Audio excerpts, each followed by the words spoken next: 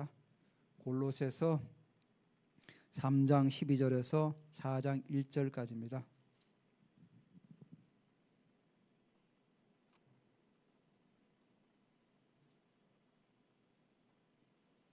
제가 12절, 여러분이 13절 교독합니다. 그러므로 너희는 하나님이 택하사 거룩하고 사랑받는 자처럼 긍휼과 자비와 겸손과 온유와 오래 참음을 옷 입고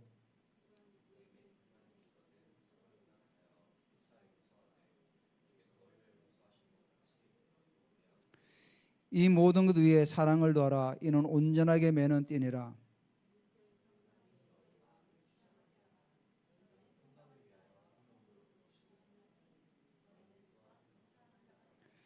그리스도의 말씀이 너희 속에 풍성히 거하여 모든 지혜로 피차 가르치며 권면하고 시와 찬송과 신령한 노래를 부르며 감사하는 마음으로 하나님을 찬양하고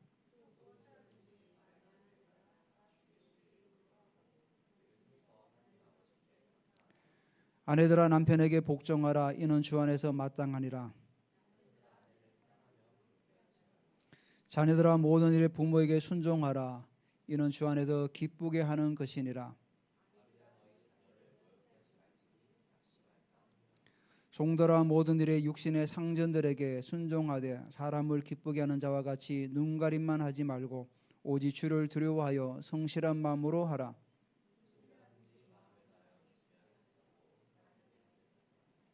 이는 기업의 상을 주께 받은 줄 아나니 너희는 주 그리스도를 섬기느니라.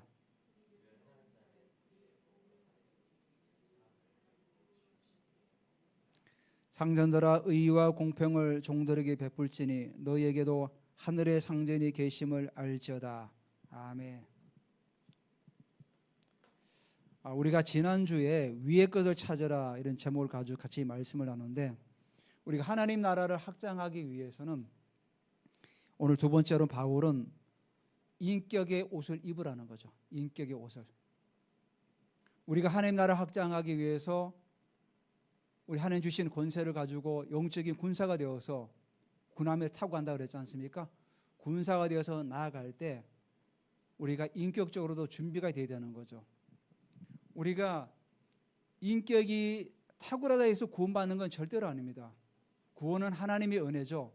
근데 구원받은 자가 하나님 은혜로 살아감에 있어서 인격의 옷을 입지 않으면은 우리가 복음을 증거하는 데 있어서 많은 누를 끼칠 수 있고 더 증거되지 못하는 한계가 있다는 겁니다. 오늘 그래서 오늘 이 말씀을 통해서 우리가 더욱더 우리 내 자신을 바라보는 귀한 은혜가 있기를 원합니다. 우리가 일곱산 영역이라고 말씀하죠. 계시록에 나와니 그 일곱산이 사실은 로마 제국의 일곱 언덕에서 시작이 되었거든요.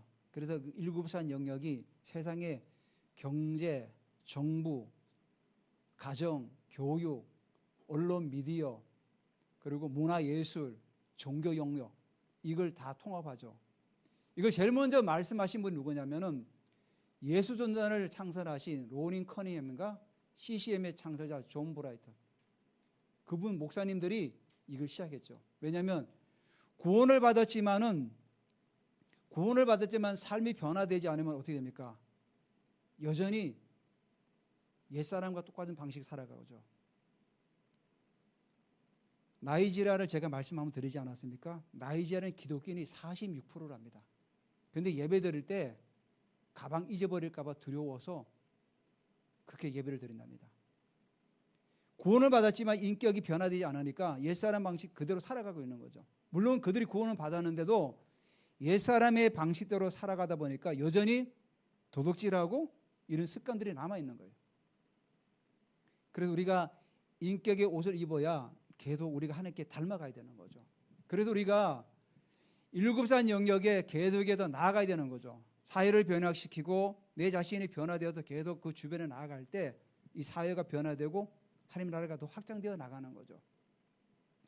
저희가 HIM에 보면은 미국의 그 캘리포니아 주에는 최한 목사님이 있어요. 한국에도 자주 오시고 HIM을 창설하신 분데 이번에 캘리포니아 주지사로 출마하셨어요. 그리고 공화당 후보 중에 13명인데 지지도가 가장 적었던 분이에요. 근데 그 토론하는 걸 제가 봤거든요. 이제 번역이 돼가지고 정말 말씀을 잘 하시더라고요. 그러니까 성경적인 그 성경의 말씀을 가지고 말씀하시면서도 모든 사람들이 이해할 수 있는 부분으로 계속 설명이 나가니까 나중에 마지막에 득표를 했는데 57%가 나왔어요. 1위. 13명 중에 가장 인지도가 없었던 분인데 그 토론회를 끝나고 난 다음에 제일 인지도가 높았어요. 미국은 우리보다 이전부터 학교나 이런 데서 그 부모의 간섭을 최대한 많이 줄이잖아요. 내가 어떤 성을 자기가 주장할 수 있고 부모가 그걸 간섭하면은 학대라고 하고. 근데 이 부분을 미국은 계속해서 지금 성경적으로 바꿔 나가고 있는데 우리나라는 더 심해지고 있어요. 우리나라는 지금 초등학교에서 부모가 만약 욕을 하고 이러잖아. 그러면 학교에서 신고하라고 그래요. 신고하면은 경찰의 조사가 나옵니다. 지금 우리나라도 학생 인권을 너무 높이다 보니까 부모의 어떤 권한을 많이 줄여놓은 거예요. 이상한 법이 우리나라 만들어져가 지금 이러고 있어요. 지금 우리나라도. 그런데 아프리카 나라 중에 우간다라는 나라가 있습니다. 우간다가 이게 투표를 해가지고 새로운 대통령 뽑혔는데 이분이 크리스찬이에요. 크리스찬. 그 우간다가 동성애로 이런 거에 인해서 굉장히 많은 사람들이 죽어가고 있는데 이분이 대통령이 돼가지고 그런 요직에 크리스찬을 앉힌 거예요.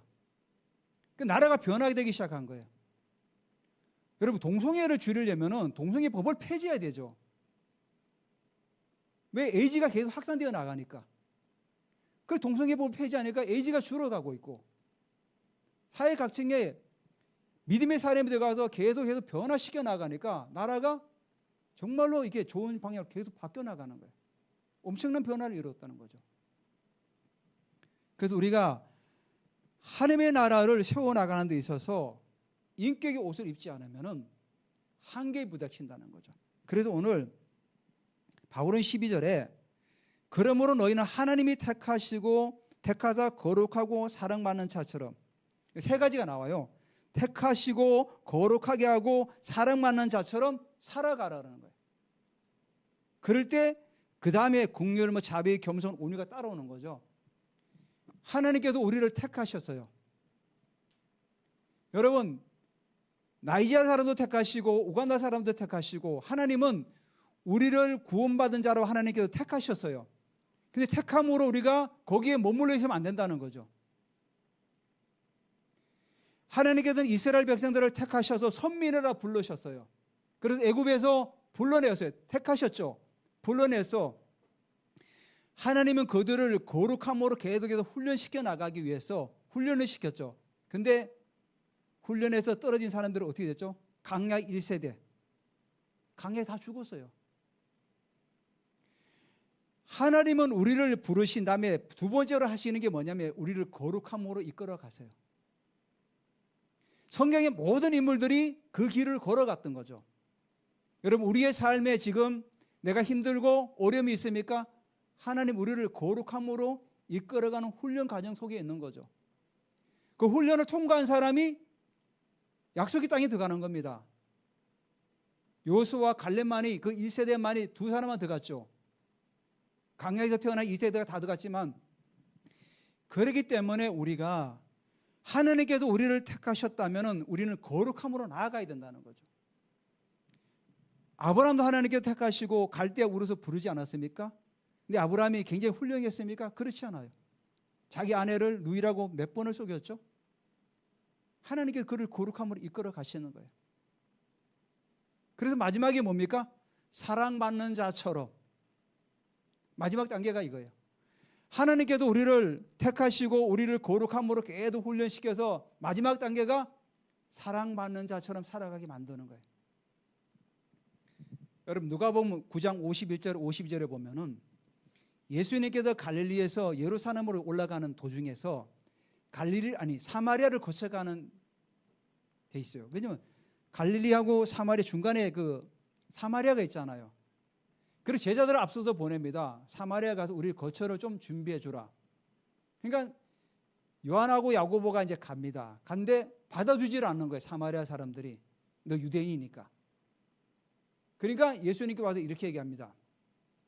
하늘에 불을 명하여 내려서 저들에게 다 살으십시오. 그러니까 성경에서는 요한을 뭐라고 하죠? 우레의 아들이라고 표현해요. 성격이 굉장히 급했던 거죠. 그런 요한이 요한일서, 요한계시록 쓸 때는 어떻게 변했습니까? 사랑하는 자요, 하나님께 우리를 먼저 사랑하셨다. 계속 사랑이라는 말이 나와요. 택하셔서 부르신 다음에 계속 거룩함으로 훈련되어 나갔던 거죠. 그럼 결국은 요한은 사랑받는 자가 된 거죠. 우리가 하나님께서 우리를 택하셔서 거룩함으로 계속 이끌어가는 과정 속에서 사랑받는 자까지 나아가야 되는 거죠. 성경의 모든 인물들이 다 거기까지 나갔어요. 바울도 그 마찬가지 아닙니까? 바울도 하나님께서 택하셔가지고 거룩함 속에서 계속 훈련시켜 나갔죠.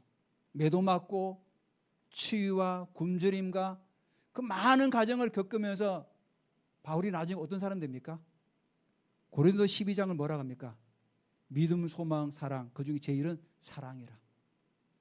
항상 결론은 사랑이에요. 사랑. 그러니까 바울이 뭐라고 합니까?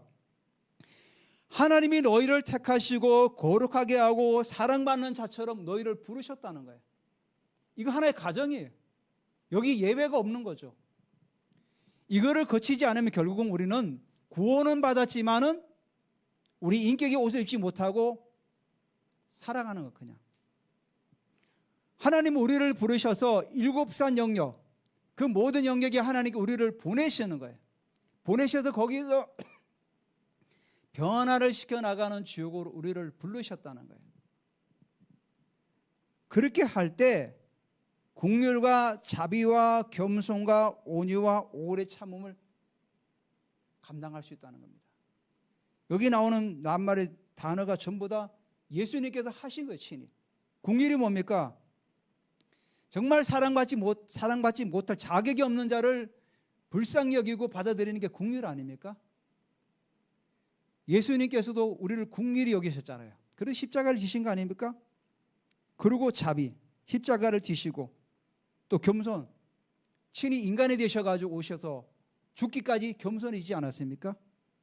그리고 온유와 오래 참. 그리고 온유란 단어를 우리가 보면은 이게 헬라어 원어를 보니까 굉장히 재미있는 용어예요. 이 온유가 외유 내강이죠. 겉으로는 부드럽고 안으로는 굉장히 강한.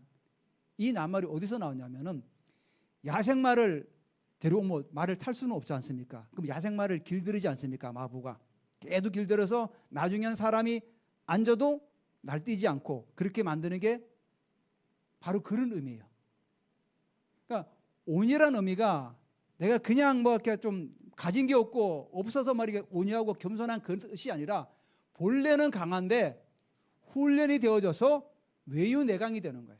야생마처럼 날뛰다가 훈련이 되어져 가지고 정말로 부드럽게 변한 사람을 이걸 온유라고 그러는 거예요. 그리고 또 뭐죠? 오래 참아. 그러니까 하나님께서 택하시고 거룩하고 사랑받는 자처럼 될 때 이런 긍휼과 자비와 겸손과 온유와 오래 참음이 가능하다는 말이에요. 그래서 바울은 여기 마지막에 뭐라 합니까? 옷을 입고라 그러잖아요. 인격의 옷을 입으라는 거예요. 왜? 벌거벗은 상태에서 자꾸 입으라는 거예요. 자꾸. 그런 옷들을. 벌거벗어지면은 남들에게 부끄러움을 당하고 창피를 당하잖아요. 그 의미는 뭡니까? 너희들이 이렇게 살아가지 않으면 세상에서 부끄러움을 당하고 수치를 당한다는 거예요. 그러니까 이런 것으로 옷을 입으라는 거예요. 그런 것을 입을 때 누가 누구에게 13절에 불만이 있거든 서로 용납하여 피차 용서하되 주께서 너희를 용서하신 것 같이 너희도 그리하고. 지금 골로새 교회 안에 많은 이단들이 들어왔죠. 율법주의. 어떻게 보면은 종교 혼합주의가 들어온 거죠. 그리고 뭐 천사를 숭배하는 사람들, 또 영지주의, 초기 영지주의들. 그걸 이제 신학자들은 원시 영지주의라고 그러죠. 아직까지는 영지주의 이론이 제대로 정되지 않은 상태에서 이원론을 주장하는 철학의 영향을 받아서 그런 사람들이 돌아왔는데 그러다 보니까 서로 갈라져 가지고 갈등이 있었던 거죠. 그러니까 바울은 너희가 하나님 택하신 자이기 때문에 거룩하고 사랑받는 자처럼 긍휼하고 자비하고 겸손하고 온유하고 오래 참는 자로서 그렇게 살아가. 그럴 때 불만이 있거든 서로 용납하고 용서하고 주께서 너희를 용서한 같이 너희도 그렇게 하라. 주님께서 우리를 정말 죄로 죽었던 우리를 살리지 않았습니까? 그런 것처럼 하라는 거죠. 그러면서 14절에 이 모든 것 위에 사랑을 더하라. 이는 온전하게 매는 띠다. 마지막이 뭐라고 얘기합니까? 마지막에 항상 사랑을 더하라. 그래서 이 사랑을 뭐라고 합니까? 온전하게 매는 띠라고 이렇게 말씀해요. 예전에 유대인이나 우리는 옷을 입을 때 마지막을 어떻게 합니까? 끈으로 묶었죠. 유대인들도 끈으로 이렇게 묶었죠. 우리도 옛날에 한복 입을 때 보면은 제가 옛날 어릴 때는 우리 동네는 다 한복을 입었어요. 발에도 댄님에 이렇게 묶고 다 옷을 이렇게 묶어요. 그런 겁니다. 그러니까 옷을 입은 다음에 여기 옷을 입으라고 그러지 않습니까? 바울이 옷을 다 입은 다음에 사랑으로 띠를 띠라는 거예요. 아무리 겸손하고 해도 거기에 사랑을 더하지 않으면은 다 그게 위선이 된다는 거죠. 여러분 바리새인들이 구제하고 시장 오기 두 손을 들고 기도했죠. 사람들이 보기에는 어떻습니까? 야, 바리새인들 대단해. 겸손하고. 근데 그들은 예수님께서 뭐라고 지적했죠? 외식하는 자라고 그랬던 거죠. 정말로 사랑의 띠를 매지 않고 형식적으로 남들에게 보이기 위해서 그렇게 하기 때문에 외식하는 자라고 그랬던 거죠. 사랑으로 하지 않는 모든 것들은 외식이라는 거죠. 정말 내가 남을 용서해야 되는데 시키니까 억지로 하는 그런 용서는 외식이라는 거예요. 그래서 사랑의 띠로 묶으라는 거예요. 그게 바로 진정으로 그 사람을 용서하는 거라는 거죠. 항상 마지막에는 사랑이 있을 때 그게 외식이 안 되고 위선이 안 된다는 겁니다. 그러면서 15절에 그리스도의 평강이 너희 마음을 주장하게 하라. 자, 이 모든 걸 한 다음에 그리스도의 평강이 너희 마음을 주장하게 하라. 너희는 평강을 위하여 한 몸으로 부르심을 받았나니 너희는 또한 감사하는 자가 되라. 그리스도의 평강이 너희를 주장하게 하래. 주장한다는 의미가 어떤 의미냐면은 경기장에 심판이 있죠. 축구 경기를 하면은 심판이 있습니다. 때로는 이 심판이 경기를 좌우할 때가 있어요. 옵사이드도 아닌데 옵사이드라고 공을 몰고 가는데 호각을 보면 어떻게 됩니까? 완전히 경기 흐름이 끊기고 또 핸들링인데 그냥 계속 진행해요. 그래서 골이 돼. 그 심판이 경기를 좌우할 수가 있어요. 이 주장하다는 의미가 그런 심판적인 의미예요. 이 의미가 뭐냐면은 그리스도 평강이 너희를 완전하게 주장하라, 심판하게 하라, 명령하라, 지배하라 이런 의미를 가지고 있는. 그러니까 내 마음에 그리스도 평강이 들지 않다면은 억지로라도 지배하라는 거죠. 심판이 경기를 지배하듯이 물론 그렇게 하면 안 되는데 명령하라는 거예요. 그래서 마지막에 뭐랍니까? 감사하는 자가 되라. 그럴 때 감사가 나오는 거죠. 제가 그 보도 세포에 독일의 그 어떤 경제학자예요. 이분이 돈이란 책을 썼어요. 이분이 책에 이런 내용이 있어요. 두려움은 어둠과 같다. 이 어둠은 뜯어낼 수도 없고 삽으로 퍼낼 수도 없다. 그렇지만 빛이 들어오면은 어둠은 다 사라진다는 거예요. 마찬가지로 두려움도 감사하는 마음으로 할 때 두려움이 사라진다는 거예요. 여러분 우리가 두려움이 있습니까? 때로는 감사하시기 바랍니다.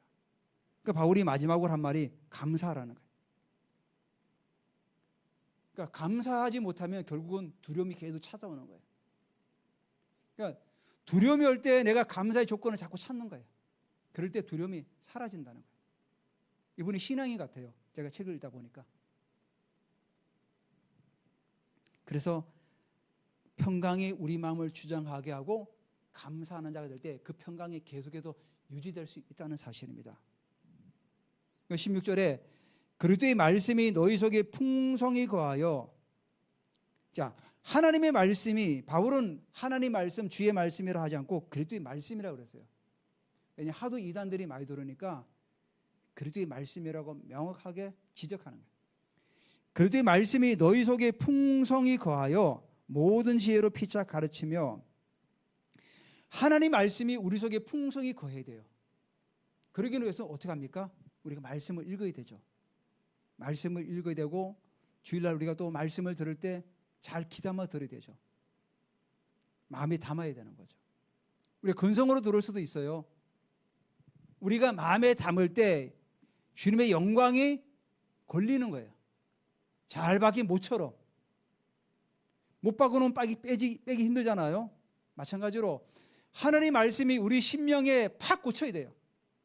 그러니까 그 박는 걸 내가 박아야 되는 거예요. 누가 박아주지 않아요.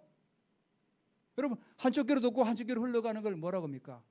소귀의 경읽기라고 하잖아요. 그러니까 하나님 말씀도 우리가 가슴에다 자꾸 박아야 되는 거예요. 여기 뭡니까? 그리스도의 말씀이 너희 속에 풍성히 거하기 위해서는 우리가 말씀을 읽고 말씀 안에 거하는 삶을 살아가야 되는 거죠. 그래서 모든 지혜로 피차 가르치며, 그러니까 말씀이 있을 때 그 지혜가 나올 수 있는 겁니다. 지혜를 가르치고 권면하고 시와 찬송과 신령한 노래를 부르며 감사하는 마음으로 하나님을 찬양하고. 이 16절의 말씀은 초대교회가 예배드렸던 모습을 우리에게 보여주는 거예요. 초대교회가 보여줬던 예배. 여기 뭐라고 하죠? 시가 뭐냐면은, 초대교회도 예배를 할 때 구약적인 어떤 그 형태를 많이 가지고 왔어요. 그래서 해당해서 이렇게 예배를 드릴 때 시편을 암송을 많이 했어요. 그래서 이 시는 시편을 암송하는 거예요. 시편에 보면 하나님의 찬양을 굉장히 많잖아요. 그 시편을 이렇게 암송하고 찬송하고, 이 찬송이 어떤 의미냐면은, 그냥 우리가 번역으로 찬송되었지만은 이 찬송이 사실은 그 당시에 이방 그 신들을 섬기는 노래 있지 않습니까? 그 노래를 하나님을 가사를 집어넣은 거예요. 그러니까 요즘 말로 하면 CCM이에요, CCM. 우리 찬송가도 보면은 예전에 그 유행가를 가사를 붙여가지고 만든 게 많잖아요. 독일에서 어떤 그 불렀던 그런 어떤 그것도 많잖아요. 마찬가지로 여기 찬송은 그 당시 이방 신전에서 불러졌던 노래를 가지고 가사를 바꾼 거예요. 그래서 거기서 하나님을 찬양했던 거예요. 그리고 신령한 노래는, 제가 이 신령한 노래는 주석을 보니까 그렇게 뭐 성가대, 성가곡 이 정도밖에 안 나오더라고요. 근데 제가 볼 때 이 신령한 노래는 우리가 예배 가운데 임재가 있으면 어떡합니까? 신령한 노래가 나오죠. 바로 그런 거죠. 내가 그런 막 노래가 나올 때가 있어요. 하나님 임재 가운데 혼자 예배 드릴 때 보면은 내 속에서 막 찬양이 나와요. 방언으로 찬양도 하기도 하고 그런 노래. 바로 이 신령한 노래가 제가 볼 때는 그런 것 같아요. 정확한 주석의 내용이 없으니까. 그리고 감사하는 마음으로 하나님을 찬양하고. 이게 초대교회가 드려졌던 예배예요. 근데 이게 언젠가부터는 이게 형식화 되어버렸죠. 형식화. 우리가 자꾸 이런 하나님 임재를 구하고 하나님께 찬양하고 이럴 때 그 주님의 그 임재 가운데서 우리가 찬양도 하게 되고 영광 가운데 우리가 하나님을 더 높이 들을 수 있는 거죠. 그래서 16절은 초대교회가 이렇게 예배를 드렸다. 그리고 12절에 또 무엇을 하든지 말에나 일에나 다 주 예수 이름으로 하고 그를 힘입어 하나님 아버지께 감사하라. 우리가 무슨 일을 하든지 뭐라고 합니까? 주의 이름으로 하라. 무슨 일을 하든지 항상 주님께서 하셨습니다. 주님의 이름으로 하라. 이제 마지막으로 18절부터 4장 1절까지가 이제 가정에 관한 부분들이에요. 항상 바울은 마지막에 항상 보면은 가정의 어떤 그런 부분들을 많이 얘기해요. 그래서 아내들하고 남편들하고 자녀들하고 부모들하고 또 그 당시에 그 종들 위해서 얘기하고 있죠. 그래서 아내들아 남편에게 복종하라. 이는 주 안에서 마땅하니라. 이렇게 보면은 어떻게 보면은 굉장히 어떤 구시대적인 말 같죠. 아내들아 남편에게 순종도 아니고 복종하라 이렇게 하잖아요. 그러니까 이런 의미가 어떤 인격적으로 남성이 뭐 우월하고 여성이 뭐 낮아서 이런 의미가 아니라 하나님의 창조 질서를 말하는 거예요. 지금은 우리가 여성분들이 아기를 낳잖아요. 창조 때는 여성분이 어디서 나왔습니까? 남자에게서 나왔어요. 아담을 잠재운 다음에 아담의 갈비뼈로 여성분을 만드신 거예요. 그래서 하와라 칭했죠. 그렇기 때문에 하나님의 창조 질서 때문에 그런 거예요. 그래서 남편에게 복종한다는 의미가 내가 하찮고 인격적으로 뭐 모자라서 복종하는 것이 아니라 하나님의 창조 질서 때문에. 여러분, 그래서 남편을 높이고 가정을 잘 세우는 여인들은, 지혜로운 여인들은 다 이렇게 자녀들 앞에서 남편을 굉장히 높이고 순종하고 복종해요. 왜? 그럴 때 가정이 원만하게 돌아가거든. 그렇다고 해서 남편이 또 뭐 굉장히 복종적인 뭐 권위적인 가지고 막 이러는 게 아니라 남편은 뭐라고 하죠? 남편들아 아내를 사랑하며 괴롭게 하지 말라. 나오죠? 대신에 남편은 아내를 사랑하고 괴롭게 하지 말라. 그 당시에는 여성들의 신분이 굉장히 낮았잖아요. 그러니까 화내게 하는 경우도 많았고 굉장히 어려운 경우도 많았죠. 그래서 남편들은 아내를 사랑하며 괴롭게 하지 말라고 하고 있어요. 그리고 또 20절에 자녀들아 모든 일 부모에게 순종하라. 이는 하나 주 안에서 기쁘게 하는 것이라. 여러분, 여기 순종도 굉장히 의미가 있는 얘기예요. 이 순종하라는 의미가 원어에 어떤 의미를 갖고 있냐면은 문지기가 어떤 사람이 문을 두드렸어요. 그러면 나가서 볼 거 아닙니까? 누군지? 그러니까 순종하라는 의미는 문지기가 문을 두드린 사람에게 누군지 나가서 누군지 확인하고 왜 문을 두드리는지 확인하라, 이런 뜻이에요. 그 말은 자녀들은 부모님의 말씀의 정확한 의미와 의도를 깨달아 알아는 거죠. 누구인지. 하나님이 세우신 질서 아닙니까? 그래서 문지기가 문을 두드리는지 누군지 확인하고 왜 두드리는지를 보라는 의미가, 부모는 하나님께서 가정에 세우신 하나의 뭐죠? 청지기죠. 창조의 질서예요. 그래서 가정 안에서 하나님의 창조 질서를 보는 거죠. 우리가 하나님을 아버지라 부르지 않습니까? 마찬가지로 가정에서 부모는 하나님께 세우신 창조의 질서죠. 그래서 순종하라는 거예요. 그래서 순종하는 의미가 그런 의미를 가지고 있는 거예요. 아, 우리 부모는 하나님께 세우신 그런 창조의 질서 가운데 계시는 분이다. 그래서 부모가 요구하는 게 뭔가를 우리가 제대로 알아야죠. 대신에 뭐라고 합니까? 주 안에서 순종해야죠. 주 안에서. 성경은 뭐라고 합니까? 이것을 주 안에서 기쁘게 하는 것이다. 하나님이 기뻐하신다는 거예요. 부모에게 순종하는 것이 하나님을 기쁘시게 하는 거예요. 그럴 때 하나님께서 자녀들에게 어떤 복을 주십니까? 장수의 복도 주고 땅에서 잘 되는 복을 주시는 거죠. 그래서 부모에게 잘할 때 땅에서 장수하고 하는 모든 일들이 하나님께서 온전하게 이루어 가신다는 거예요. 물론 마찬가지로 아비들아, 부모들도 자녀를 노엽게 하지 말라는 거죠. 낙심하지 말라. 그리고 22절부터 4장 1절까지가 이제 우리가 사회생활이라도 그 당시 노예들에 대한 관한 얘기예요. 종들아 모든 일에 육신의 상전들에게 순종하되 사람을 기쁘게 하는 자와 같이 눈가림만 하지 말고 오직 주를 두려워하여 성실한 마음으로 하라. 눈가림이 뭡니까? 상전이 있을 때는 있는 데는 열심히 하고 없을 때는 놀고 이런 걸 말하는 거죠. 그러니까 있을 때나 없을 때나 한결같이 일하라는 거죠. 물론 그 당시 로마 시대에 우리가 역사책을 보면은 노예가 거의 반이 반. 그러니까 로마 제국은 노예가 없으면 돌아가지가 않아요. 사회가. 제가 말씀드렸지, 노예가 똑똑한 사람, 많이 배운 사람도 많았어요. 그래서 그들은 의사도 하고 가르치는 몽학성생도 하고 많이 했던 거죠. 그리고 힘이 좋은 사람들은 뭐 마부 일도 하고. 로마 사회가 그러니까 노예가 없으면 돌아가지 않는 사회예요. 그래서 바울이 그런 거죠. 모든 종들아 육신의 상전에게 온전히 하라는 거죠. 왜냐하면 그 당시 교회 안에 노예들이 많이 있었기 때문에. 그래서 눈가리만 하지 말고 주를 두려워하는 성실한 마음으로 그렇게 일을 하라는 거죠. 여러분, 성경에 요셉도 팔려가서 노예로 갔죠. 요셉이 만약에 눈가림으로 그렇게 일했다면은 가정의 총무가 될 수 있었습니까? 될 수 없었죠.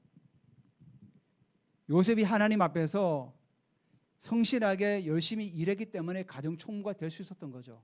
결국 하나님의 계획대로 이루어가는 가정 속에 있었던 거 아닙니까?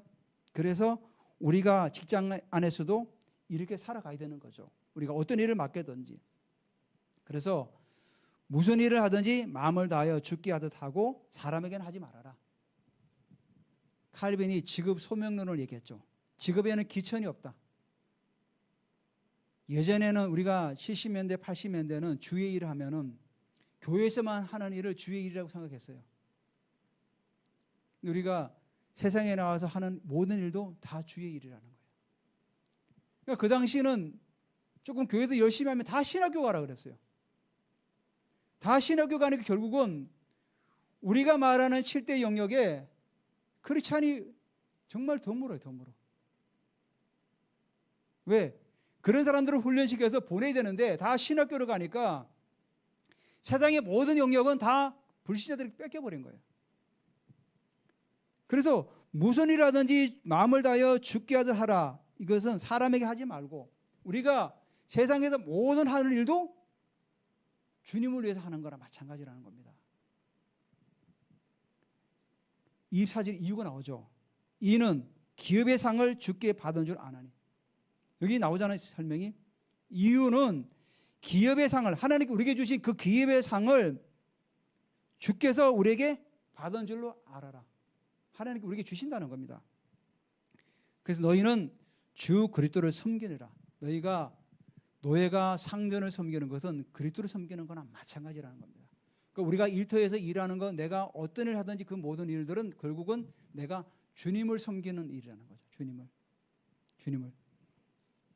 그래서 불의를 행하는 자는 불의의 보응을 받는다 아닙니다. 그리고 마지막으로 4장 1절. 이게 성경을 장을 나눌 때 이게 잘못 나눈 거죠, 사실은. 본래 처음 성경을 쓸 때는 장이 없었어요. 장절이 없었어요. 그냥 쭉 기록해 했는데 후대에 가가지고 장절을 나누었던 거죠. 읽기 편하게 해서. 근데 이 부분을 본래 3장까지 끝내야 되는데 4장 1절로 들어간 거죠. 그러니까 상전들아 의와 공평을 종들에게 베풀지니 너희에게도 하늘의 상전이 계심을 알자다. 마찬가지로 상전들, 일터에 있는 오너들도 종들을 대할 때 어떻게 합니까? 공평하게, 공정하게 하라는 거야. 왜냐하면 너희 상전이 하늘에 있다는 거예요. 주님이 너희 상전이기 때문에 너희도 올바르게 바르게 행하라는 거예요. 그래서 오늘 우리가 이 말씀을 보면서 사실 우리가 첫 번째 그 하나님께 택하시고 거룩하고 사랑받는 자처럼 그런 삶을 살아갈 수 있도록 우리는 거룩함으로 나가야 돼요. 하나님께서 내게 주시는 모든 연단과 그런 가정들은 결국은 하나님이 나를 세우시는 가정이다. 그리고 우리는 믿는 자로서 인격의 옷을 입고 가정에서나 교회에서나 똑같이 살아가야 돼요. 가정에서도 자녀로서, 부모로서, 또 아내로서, 남편으로서, 일터에서 내가 근로자로서, 또 그것도 CEO로서 어떤 역할에 있든지라도 하나님 앞에서 공평하고 공정하게 그 일을 감당하라고 우리에게 말씀하고 있습니다. 여러분, 우리 같이 한번 다 일어서서 우리 말씀을 생각하면서 같이 한번 기도하도록 하겠습니다. 오늘 이 말씀님께서 주시는 말씀을 따라서 우리가 하나님 앞에서 택하시고 거룩한 가정 속에서 우리가 하나님의 사랑받는 자로서 계속해서 전진해 갈 수 있도록 하나님 우리에게 은혜를 더하여 주시고 우리가 가정에서 또 일터에서도 하나님께 주시는 그 인격의 옷을 입고 계속해서 하나님 앞에서 일곱산 영역을 변화시키는 주역으로 우리가 나아갈 수 있도록 하나님 우리 같이 한번 주여 부르고 기도하겠습니다. 주여! 하나님 아버지 감사드립니다. 하나님께 우리를 택하시고 우리를 거룩하게 하시고 우리를 사랑받는 자처럼 우리를 세우신 하나님 아버지 감사드립니다. 하나님께 우리를 택하심으로 말미암아 우리가 거룩함으로 계속 훈련되어 나가서 하나님의 사랑받는 자처럼 살아갈 수 있도록 하나님 아버지 우리를 은혜 가운데 이끄시고 하나님 역사여 주시옵소서. 때론 우리에게 아버지 오늘 여러 가지 힘듦과 여러 가지 고난과 그런 연단이 있을지라도 이 가정들을 잘 이겨낼 수 있도록 하나님 아버지 우리에게 믿음을 더하여 주시옵소서. 하나님 아버지 광야의 이스라엘 백성들은 불순종의 자녀가 아니라 하나님 앞에 순종함으로 이 모든 가정들을 은혜 가운데 나아갈 수 있도록 하나님 역사하시고 인도하여 주시옵소서. 우리 하나님 아버지 또한 가정에서 자녀로서 부모로서 아내로서 남편으로서 일터에서 아버지 하나님 또 CEO로서 또 근로자로서 그 모든 일에 아버지 하나님 하나님 주시는 은혜 가운데서 잘 감당할 수 있도록 하나님 우리에게 은혜를 더하시고 주님도 기름 부으심으로 이끄시고 역사하여 주시옵소서. 여러분 아픈 부위에 또 기도받기로 하는 분이 손 올리시기 바랍니다. 이 시간 예수 이름으로 명령하느니 우리의 모든 신경세 보조직들은 조화 균형을 이룰지어다. 우리의 모든 아버지 하나님 혈액과 모든 혈관들은 예수 이름으로 깨끗해졌음을 선포합니다. 우리의 폐와 심장도 튼튼하며 모든 역할을 감당하고 있으며 모든 혈액이 잘 순환될지어다. 위와 장들도 건강하여 모든 역할을 잘 감당하고 있음을 예수 이름으로 선포합니다. 간장과 또 신장과 방광도 예수 이름으로 온전히 됨을 선포합니다. 비염과 비뇨가 만극도 예수 이름으로 다 소멸될지어다. 비염은 예수 이름으로 완전하게 떠날지어다. 비중고 만극도 다 떠나갈지어다. 고혈압도 다 떠나갈지어다. 모든 내 세포들에게 시는 성령의 바람도 가고 주님의 보혈도 온전케 될지어다. 할렐루야. 주님 감사드립니다. 이 시간 하나님 아버지의 태문을 열어주시옵소서. 닫힌 데는 이 시간 예수 이름으로 열릴지어다. 모든 막혀있던 문들은 예수 이름으로 열릴지어다. 모든 장벽들은 예수 이름으로 다 부서지고 떠나갈지어다. 할렐루야. 주님 감사드립니다. 우리에게 은혜를 주심을 감사드립니다. 주님 홀로 영광 받으시고 은혜 가운데 이끌어 주시옵소서. 감사드리며 예수님의 이름으로 기도드립니다. 아멘. 앉으시기 바랍니다.